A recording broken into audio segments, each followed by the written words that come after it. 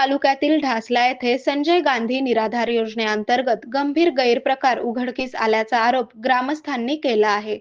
शासकीय सेवेत कार्यरत असलेल्या 2 कर्मचाऱ्यांनी लाभार्थ्यांकडून प्रत्येकी 5,000 रुपये घेऊन पगार मंजूर करून दिल्याचा तसेच दरमहा पैशांची मागणी करून पगार बंद करण्याची धमकी दिल्याचा धक्कादायक प्रकार समोर आला आहे.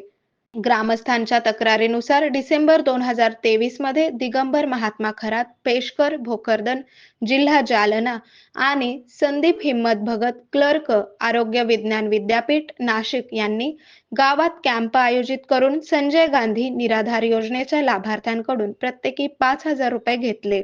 त्यानंतर लाभार्थ्यांचे मानधन मंजूर झाल्यानंतरही दरमहा 500 रुपये देण्याची सक्ती केली जात असल्याचा आरोप आहे. पगार आमच्यामुळेच सुरू झाला आहे, आम्ही कधीही बंद करू शकतो, अशा शब्दात धमकावले जात असल्याचे ग्रामस्थांचे म्हणणे आहे.